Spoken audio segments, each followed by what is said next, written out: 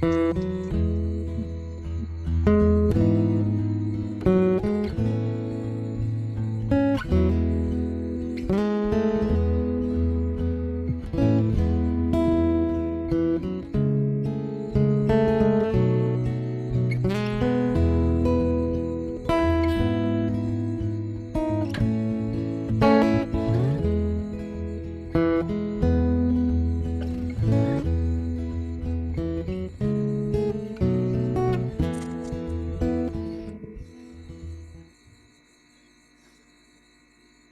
like to welcome everybody.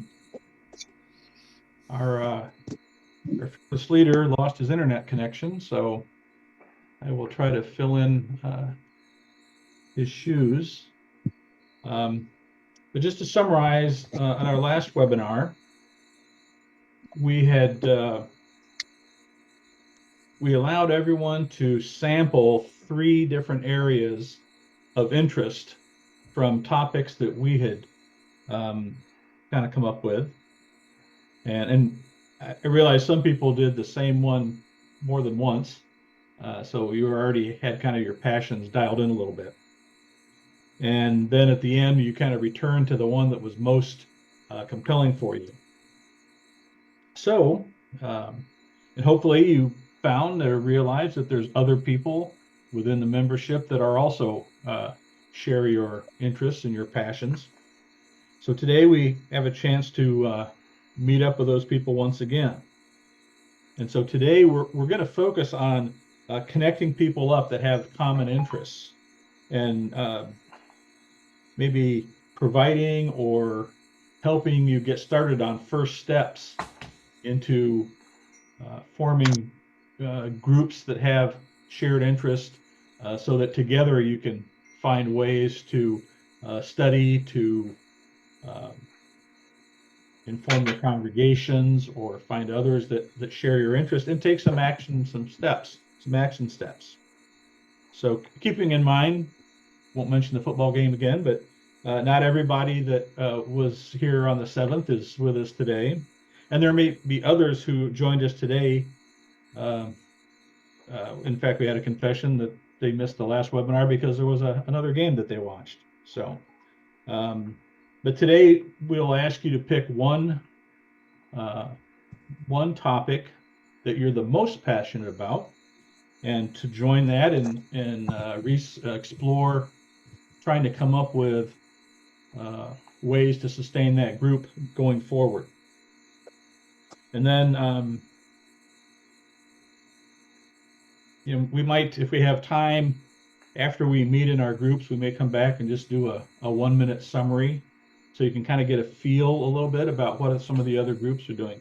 Because as these go on, they're going to create a life of their own, and you can join in other groups. So with that, I'm going to turn it over to Lori.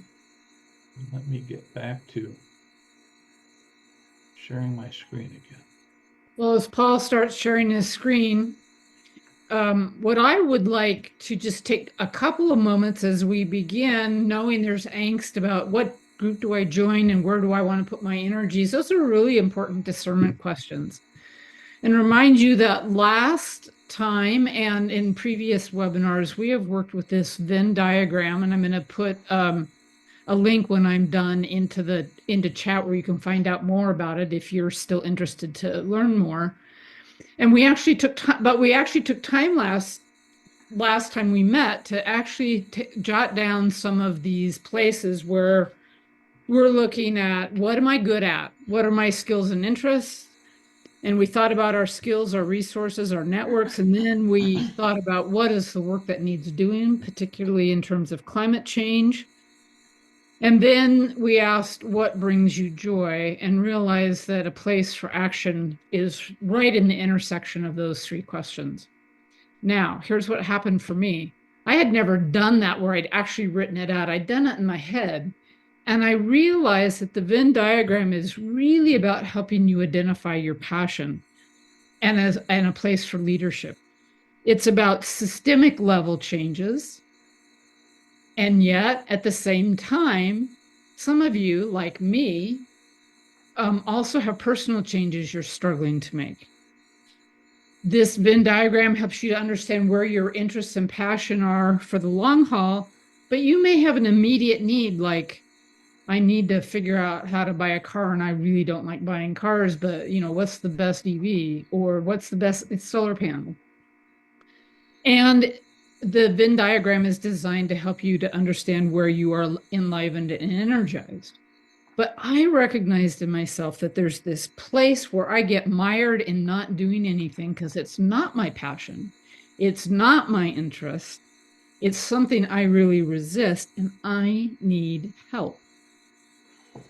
So just as you are thinking about not just for today in the support groups, but ongoing, it's okay to say, I need help in this area that I'm not good at. And I feel called to provide leadership in this area where I may not know as much as I'd like to know, but I know that's where my energy will keep me for the long haul. So just wanted to name the blessings of community and the support that we're trying to give each other, this place where we're inviting you to take leadership around certain interests where you feel a real strong intersection, as in the Venn diagram, but also to be aware of and be fine with saying, at least for the short term, I need help figuring out how to put solar panels on my house. And I'd like to find out more about what that group's going to do and if they ever have that happen. So we're going to provide you some tools around that. But just naming, there's passion and places of leadership for systemic change. And there are just personal needs where I need help. And that is a big part of this as well. So I'm going to just turn it on over to Joan, and she will take us on into how to make the choices and what we're going to do today. Thanks, Laurie. So, as we've mentioned, some of you will already know which group you want to join today, while others are still trying to figure out which group best fits what you hope to accomplish. But we wanted to start out by saying that the topics are all interconnected. For instance, working on almost any of the groups might involve planning a book study or a video series, or working towards climate action in your local congregation or mission center might involve holding some workshops or classes on how to talk about climate change. There are many interconnections. And so for getting started today, it might help to ask yourself the major topic, theme, or community you most want to be involved with. Not everything, but what's the main one? What's the central one? What's the general theme or topic that most resonates with you? And then join that group.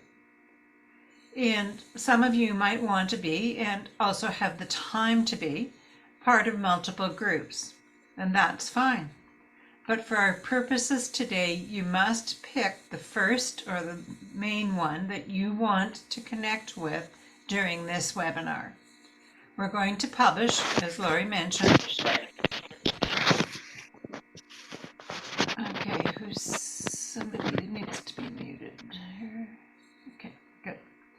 We're going to publish information on all the groups that get started, and each of you will be free to join as many of these groups as you wish, either for short periods around specific topics or as ongoing members.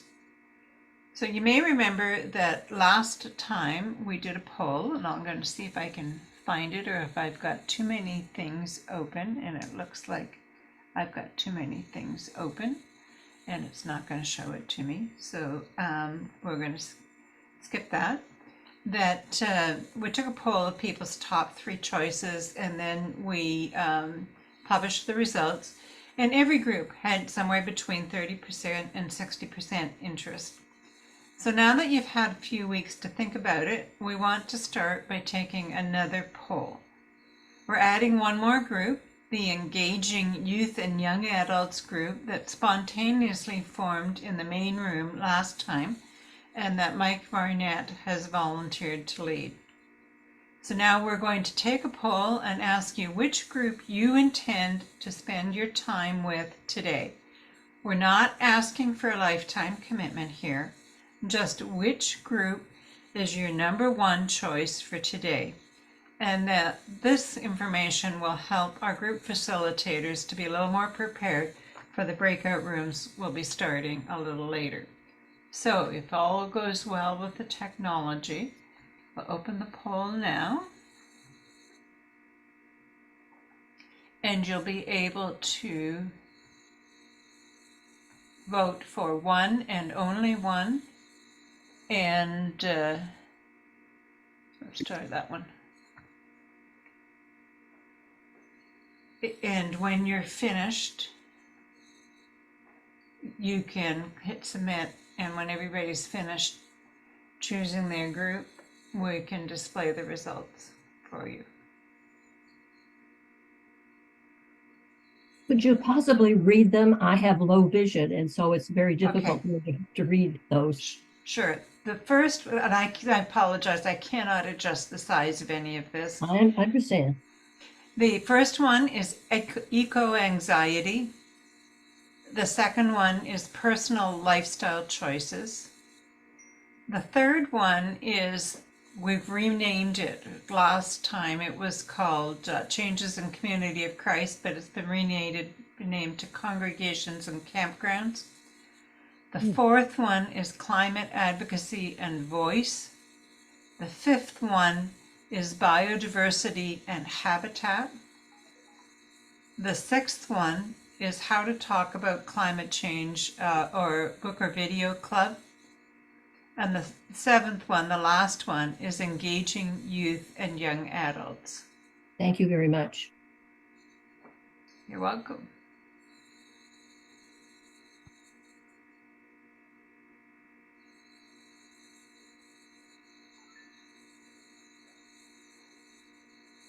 Not only can we not resize the font, they've put it in a gray font instead of a black font. And so, Can you explain the echo anxiety a little more? well, let me call on Lori. Is it Lori who has that one? Oh, it's Dean. It's me. Dean. And that one really is in recognition of the fact that as we've talked with a number of youth and young adults and older adults as well, one of the things people report is feeling a sense of hopelessness or just anxiety because things seem so overwhelming. And so the question is, what can we do to move beyond that kind of anxiety and find hope in what it is that we can do about climate change?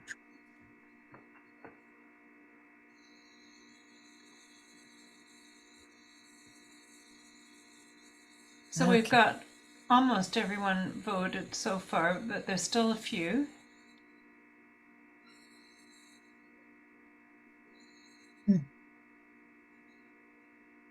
Who needs more time?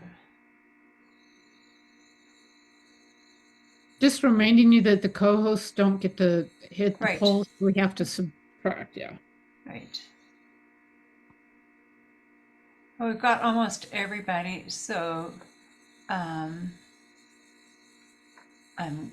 go ahead and close the polls in about 5 seconds. I'm not going to count it down today. And I'll go ahead and close it. So now I can show you the results. And you may have to arrow down on the window that you've got open to see them all.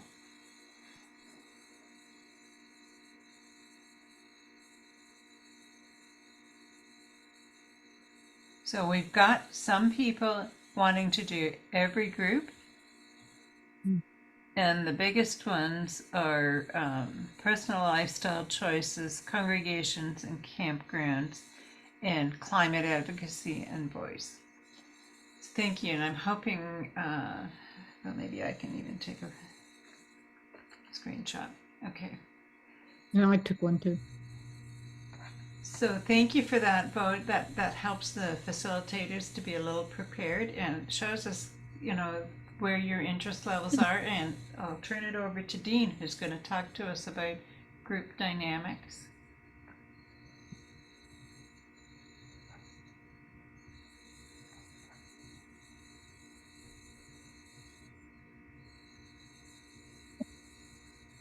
So this is really just meant to help you all as you move forward with being part of an interest or a support group taking climate action, so that you'll understand there are some group process challenges we'd like you to be prepared for.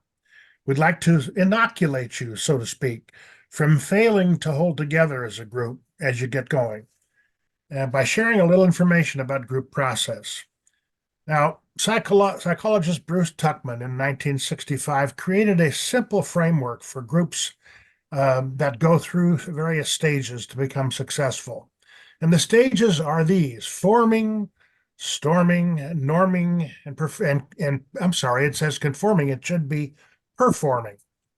A fifth group, adjourning, was added in 1977, and the model has stood the test of time. Our information comes from a masterclass online topic article on this topic. And so the first stage is the stage of group development that's perhaps similar to your first day on a new job or at a new school, for those of us who can remember that far back. In this stage, most group members are overly polite, still extremely excited about what their future may hold. And since the group dynamics and team roles aren't yet established, the team leader will often take charge of directing the individual members. During this phase, this forming phase, new team members may discuss goals of the team, ground rules, individual roles. But since this stage of development prioritizes people over the actual work, it's unlikely the team will be high performing at this time. The storming stage is like when you reach that point with a new roommate, again, if we can remember back that far in our lives, where you begin to notice the small idiosyncrasies that get on your nerves. For teams, conflict often arises due to clashing work styles between team members. Some people may even start to doubt the team's goals discussed in the earlier stage, and they'll stop performing their necessary jobs altogether. And this has a negative and a stressful effect on those who keep up the hard work, since the pre-established group processes no longer function smoothly. Some project teams think they can skip this stage, but it's better to acknowledge conflicts now and work them out rather than avoiding them until they explode. When you've moved beyond that storming phase, norming is typically the next stage.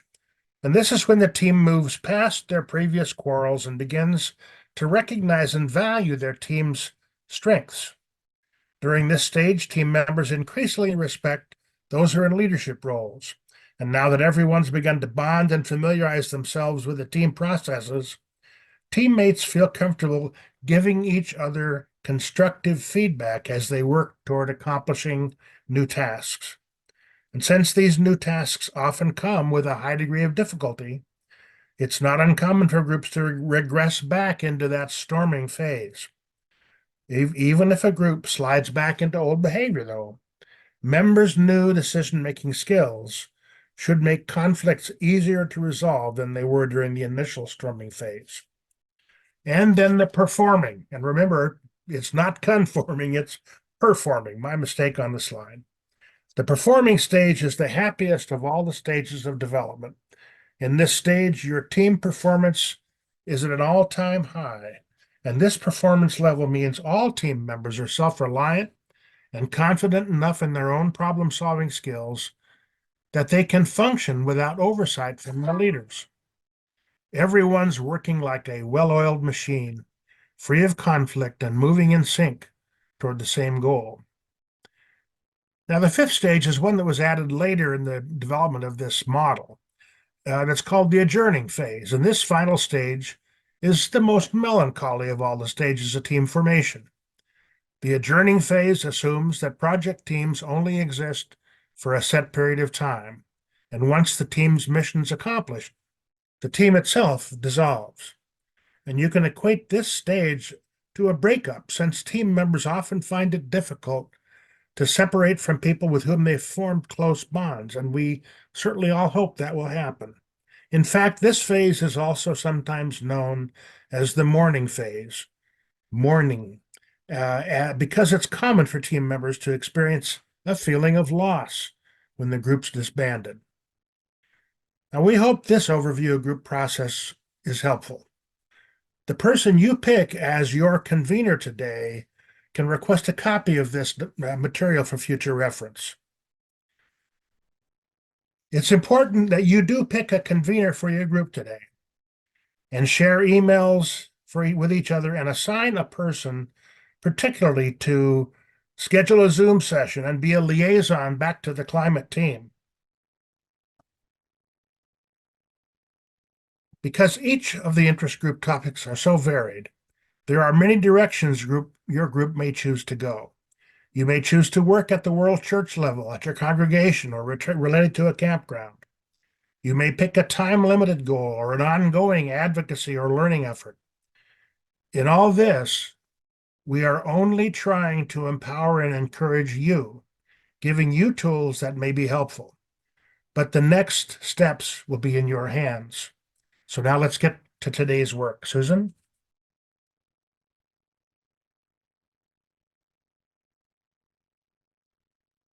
Thank you.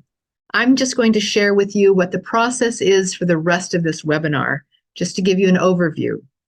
Okay, so today you're going to meet in interest groups, and you can choose the one that you, if we can go on to the next slide there. Yep. You can choose the one that you chose on January 7th and reconnect with people with those common interests. But if you have thought about it since then, you want to meet in a different interest group, that's no problem. Just choose that one when the breakout rooms are announced. They're labeled, and you can choose the one that best fits your passion and skills. The purpose of the group, all right, there's the potential. That's fine, go ahead. Thank you, Dean. The next slide, yeah. Here are the potential breakout rooms: eco-anxiety, spirit and hope, personal lifestyle changes, congregations and campgrounds, community of Christ, climate advocacy and voice, biodiversity and habitat preservation, how to talk about climate change, and engaging youth and young adults about climate change. If you have another interest or you don't wish to explore any of those support groups at all, stay in the main group, the main room, and don't choose one of the breakout rooms, and Joan will be there with you. Okay, let's move on.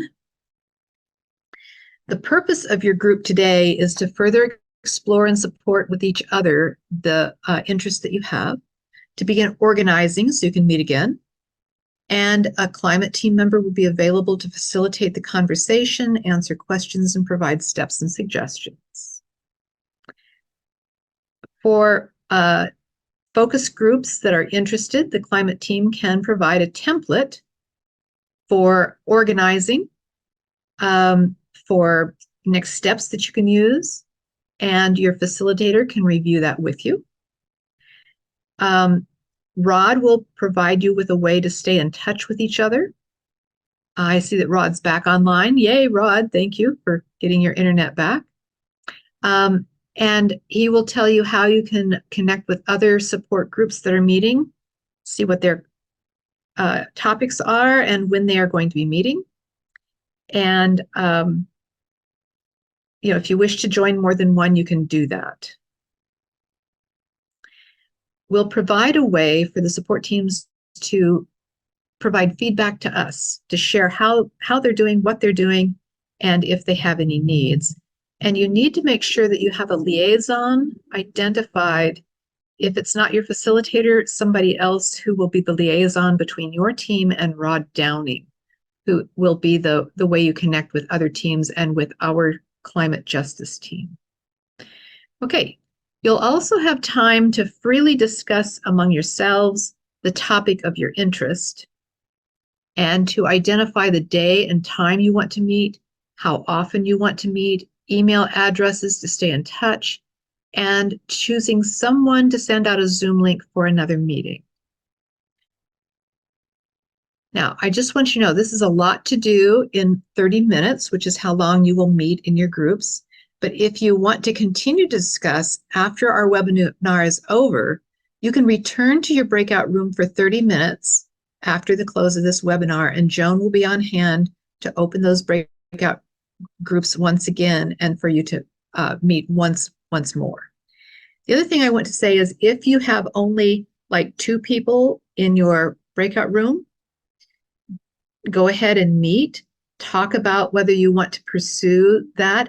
2 people are enough to continue to start a support group if you are also willing to invite friends and family and those who are interested to join you.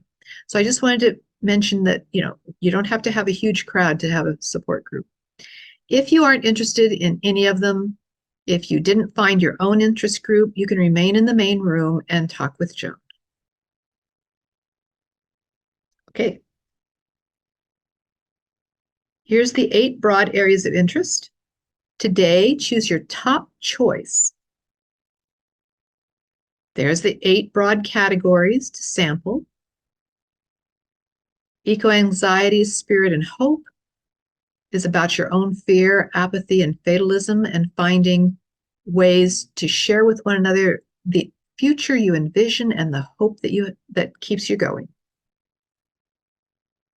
Okay, next. Personal lifestyle changes, simplifying your life, maybe exploring solar panels, heat pumps, etc. Consumerism. Next. Congregations and campgrounds. Do you want to start a green team for your congregation or your campground? Climate advocacy and voice, a wide variety of possibilities from eco-racism and nonviolent direct action to writing your legislators and creating or joining ecumenical and other organizations. Biodiversity loss. You can support endangered species, deal with land use, preserving old growth forests, oceans, lakes, rivers, and glacial advocacy, address the water crisis, sustainable agriculture and permaculture, pollinators and native gardens. How to talk about climate change. Here's some of the resources that are available to us, both videos and books. How to start conversations and invite others into deeper conversations and practice what we learn.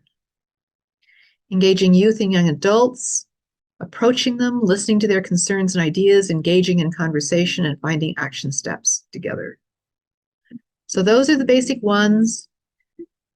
I'm going to turn it over to Joan, and she will set up our breakout rooms. Have fun. Enjoy it. Thanks, Susan. So we're ready to go into our breakout rooms now, but I want to take 1 minute to see if there's any questions before we go in. And I can't necessarily see all hands. So if I'm not seeing you and you have a question, just start talking. You're going to have 30 minutes in your rooms together. The clock, you'll see the clock starting to a 2-minute countdown at minute 28. You don't have to get out as soon as you see the clock starting the countdown. That's just telling you you've got 2 minutes left. So I'm not seeing any questions, so I'm going to open the rooms and have a good conversation and discussion.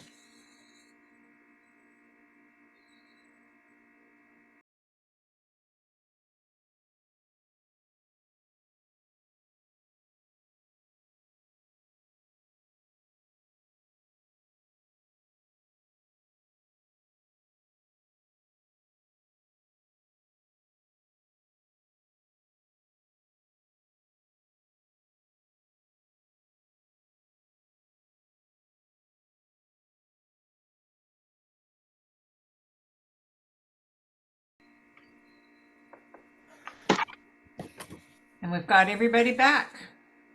So who goes next? If That would be anybody's me, I interested, think. the Chiefs are ahead 17-10 with 2 minutes left. Woohoo! All 17 right. to Thank 2. you. Thank you. Mhm. What, how many minutes left? 2, right about 2 minutes. And first Wow. down on the 20-yard line. Oh, the Chiefs are? Oh, cool. All right. First things Okay. first. All right. Rod, I think it's your turn to summarize and tell us what we can and can't do as a team, as a climate team. Yes. I think we were going to have each member of the climate team just summarize quickly, sentence or two, what happened in their groups. Is that right? Yeah, do we have time for that? Yeah. As long as it's fast. Okay. Do we want to go in any order? Well, I'll start because I was in the eco grief one, which is the head of the list. So Claudia and I were the only people in that room. We had a lot of wonderful ideas generated about, particularly around writing for various outlets. And then we joined the youth and young adult team and sort of shared our discussion with them. And Mike, I'll let you maybe talk about that. Yes, we were also a group of two. Myself, Mike Barnett, and Mike Botts, two Mikes. And we were interested in a variety of things, but we shared emails, and Mike has the ability to Zoom, has a Zoom account. So we've got that set up, and also are interested in what the other groups come up with in the way of youth-related topics and suggestions. Okay, I'll go next. I was the personal lifestyle choices. I mean, that covers a very wide range. And we ended up taking the bullet point of consumerism because that's something that we face daily and has quite a footprint to it. So we thought we'd take a look at that. Though we did look at, solar panels and heat pumps and EVs. We were quite intrigued with that. So that may sneak into our stuff as well. Okay, end of me. Well, campgrounds and congregations, we kind of reviewed the materials that are already on the church website, and a lot of us weren't aware that that was there. We reviewed the Eco Church that we got from Great Britain and talked about the cool congregations. We've exchanged emails, and then we're gonna kind of figure out where we go from there.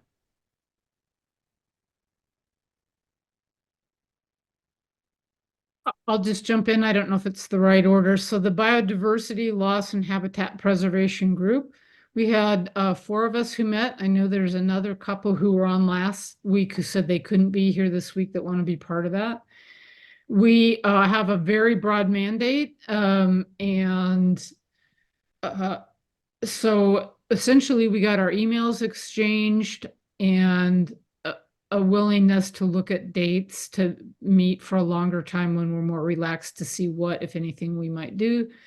Some of which may be just learning more about the intricacies of how interconnected things are and how difficult some of the topics that we read about are to understand. So we started identifying that, but we've got a lot of work to do, and we're looking forward to it and invite others when we get a date.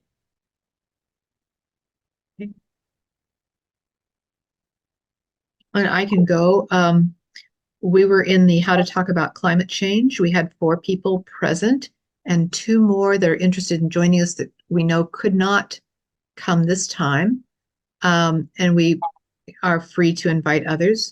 We have decided to meet every other week, start the 1st and 3rd Wednesdays at 2 p.m. Central Standard Time. So that's when we will be meeting.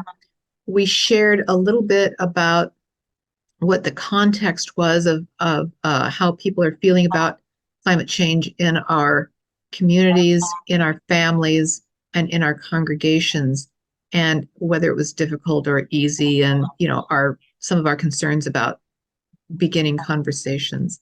We're going to meet after the webinar is over to talk about the resources that are available and I hope choose one that we can begin to look at to help educate us.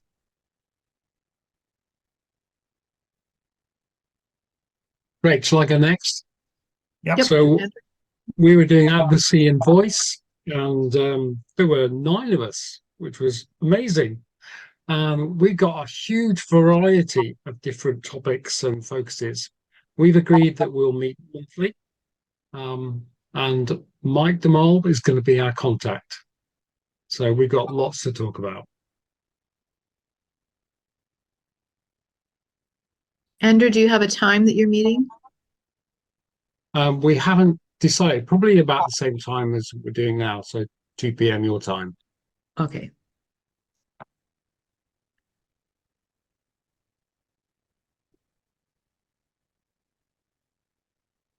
Okay, is that it then? Last call. All right. So I'll just spend a few minutes just where do we go from here? As you already heard, some groups have already decided not only the topic, but the times and the person who's going to make a contact. It's critical that we get some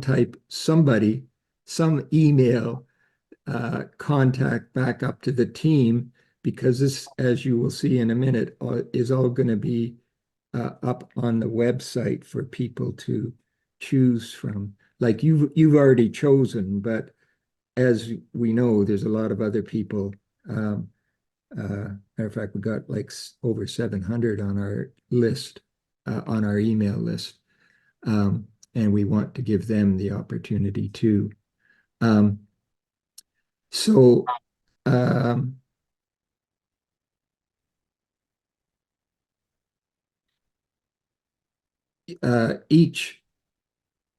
For each team, again, or sorry, for each group, you will have a team member stay with you till you get up and running.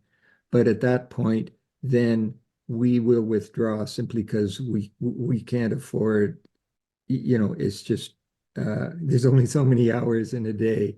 So, but we want to make sure that every team, every group that wants to gets up and running successfully. This is a brand new experiment, so I hope you're kind of excited about it.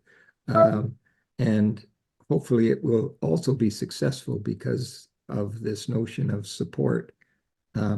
Now, what I want to show you, I'm going to share my screen. You don't need to do this, but if you have friends or you decide to change the group that you're in or anything, I just want to show you. Oh, so why have I got 2 of these? Oh, because it would be this one. Okay, sorry. All right, so if you're not familiar, this is the home screen of our website. And if you wanted to see any of the video archives, we've got every one of them going all the way back to the beginning up there. But for these support groups, I had wanted to put support groups, have a brand new tab, but that messed up the top page, so I couldn't.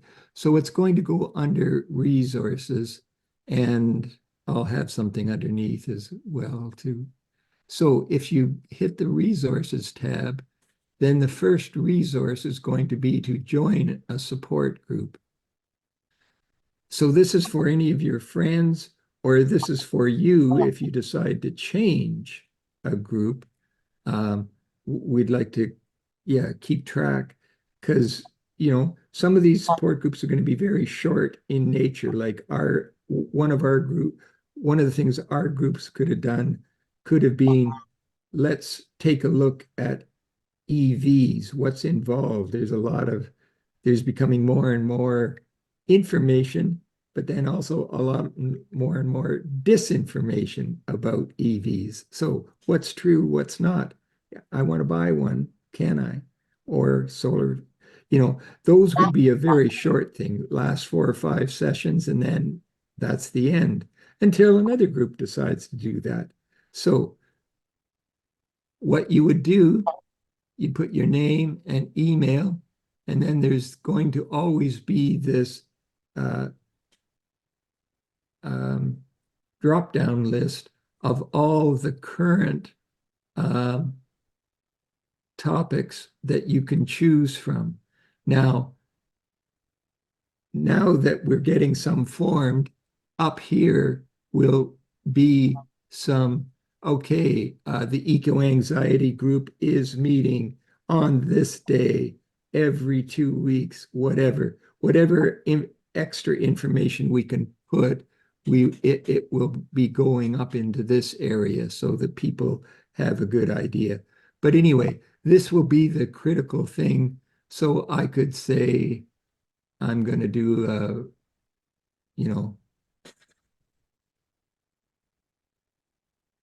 D, don't even have to spell it correctly. And that's all I'd have to do other than give the validation code, send the message, I get it, and then I can, and that's why we need that's why the contact is critical, because I've got to be able to contact the person in the group to say, hey, this person wants to join your group. Here's their email, here's the information they gave. And, if you wanted to put a message in to clarify some things, you could. Or if you wanted to start a brand new group, maybe you didn't like any of the groups, that was one of the possibilities. I could say other. Well, I'd like to create a group on, advocating to get methane out of, stop methane leaks or something like that. So that's basically the mechanism and why it's so critical that we have a liaison at all times with any group, and that group lets us know when it's, if it's a short-term thing that it's run its course, it's disbanding, then we'll take it off. Though, someone else can come along and decide, hey, I want to start that, or to join what's already existing, and then they can come up to speed with the group. So for us, we wanted to keep it very simple, very straightforward. Don't have to learn anything new. You just, put it in. And again, for all of you, because you have already formed your group, you know what group you're in, you don't have to do this. This is just for friends and others, and just that broader sense of how the mechanism works, why you may get people coming into your group and things like that. It will be because of that. So I'll stop sharing. The only other thing, I've got about a half a minute or so, that if there is any final questions before we, and you can't stick around and things like that. If there's any final questions in terms of this process that you want to raise, or the team, if I've forgotten to raise something, you can bring it up as well. So anyone, you can flutter your hand or do the raise hand or whatever. I'll give you a few seconds. I have a quick comment for Yes. Claudia and Mike. This is Mike Barnett. I'm at the winter reunion in Florida, so the rest of this week I'll be at the campground. So I will be in touch with you on your email for a future time to get together. Thanks. Great. Okay. And hope you have a good reunion. This is Alice Norris, and I want to join that personal lifestyle choices because I want to learn about EVs and stuff like that. Do I need to just go on the website, or can I? Yeah, Just go on the website and join it. Okay. You can be the first one. If you're fast, you can be the first one. That can be your claim to fame. Well, I gotta go watch football first, but then I Okay. Well, that can be your reward then. Sounds the like Chiefs you're gonna win. But anyway, should be very simple. for anyone, if you have any problems, you know, that the email that you got saying, you know, the next session, you know, that you got yesterday saying the next session is today, you can just reply to that. That'll go back to me if there are anything else you're saying. What was that I was supposed to do? Do I have to, you know, yeah, Okay. email me Okay. anytime. That's Okay. what I'm here for. Okay, well, with that then, I will turn it over to the closing, which is over to Andrew, I believe. So I just want to take a moment for us to just engage in a spiritual practice. So be comfortable, sit in your chair. If it helps, close your eyes and dare to dream, because another world is possible. Take a deep breath and release it slowly. Imagine you're in your support group. Imagine each member sitting with you around a table.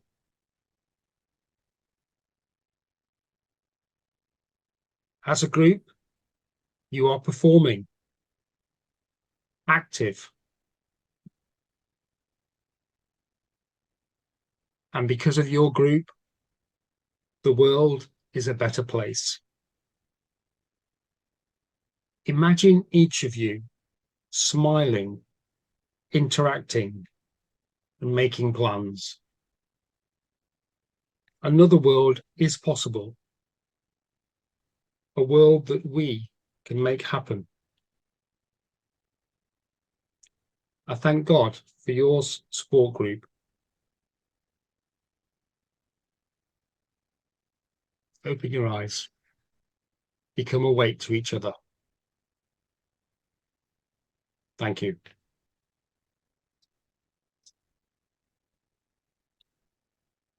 So I think I'm handing back to Rod. Over to Paul. To Paul, sorry, Paul. In closing, in response to World Conference Resolution 1325, Ron Harmon shared this message at our October webinar. There's so much more that we could explore and respond to as stewards over creation, but I want to focus in on what I think is perhaps the crux of the issue, and that is the difference between concern for the environment and an all-out 5-alarm climate emergency. Acting as though there is a climate emergency goes well beyond concern. It demands an immediate response to the environmental crisis. It requires inconvenient and, in many cases, more expensive choices. I want to say that again. It requires inconvenient and, in many cases, more expensive choices. So he mentions a 5-alarm fire, that we must go beyond concern. And he calls for immediate response to the environmental crisis. Immediate response, similar to what perhaps steps we're taking today. And Ron goes on to claim that we must do more than random acts of kindness toward nature, that we're called to take bold actions to start to reverse years of bad decisions. We need bold actions that can regenerate our home's natural living systems. And it's easy to hesitate on taking action. We aren't sure enough on what steps to take, or we are sure enough that we don't have enough knowledge. But you don't have to be a doctor to know that you should warn someone about smoking around a baby. And you don't have to be an electrical engineer to warn someone to stay away from a down power line. So today we've taken some steps to talk and discuss actions that we might take with members of similar passion. And these might be first steps toward acting on the climate emergency. And we're going to stumble. We will probably fall down, but remember, these don't have to be permanent groups. These groups might form and then adjourn around topics of webinars, or some may want to delve into a deeper on a topic, or some groups may accomplish their goal and move on to another area. And some groups might attract new members as the older members transition to new climate actions. But I think there's a need to offer members of our faith community support to help take first steps and second steps. And you know what? We might just surprise ourselves. So I want to introduce our next webinar and our guest, who is Danny Lindemood. And Danny has worked across multiple sectors, including social enterprise, academia, and the nonprofit sector. But water is always at the heart of her work and her life. And originally from Southern California, Danny grew up attending Community of Christ, accepted a call to priesthood in 2010. After her undergraduate, she moved to Southern Ontario, Canada, in 2015 to pursue her master's degree in sustainability management, of course, with an emphasis on water. So she now makes her home in Southern Ontario alongside her husband, Ben, and their dog, who she did not name. And after spending a few years in academia studying water governance, policy, science communications, she transitioned to the nonprofit sector as the programs director with Water Watchers. She says every day is different with the Water Watchers, but education, mobilization, water protection, resourcing the water justice movement, solidarity, and celebration of water are woven throughout her work. When she's not on the clock, Danny can be found swimming, soaking in the wonders of nature, working on her novel, and making music. So I invite everybody not to miss our next webinar with Danny. So remember, in addition to the groups that we form today, every time we have a webinar, if there's some people that want to continue to explore that topic, you can form another support group and simply notify Rod Downing. You can just reply to the email that he sends with the Zoom link, and he can post it on the Climate Justice website so others might be able to join in. So this is the conclusion of this webinar. And for those interested, Joan will keep the breakout rooms open till the top of the hour. So you can return to the breakout room that you chose and just select that room when Joan puts up the options. So I want to thank everybody for being with us today, and we hope that we've started something exciting. Thank you.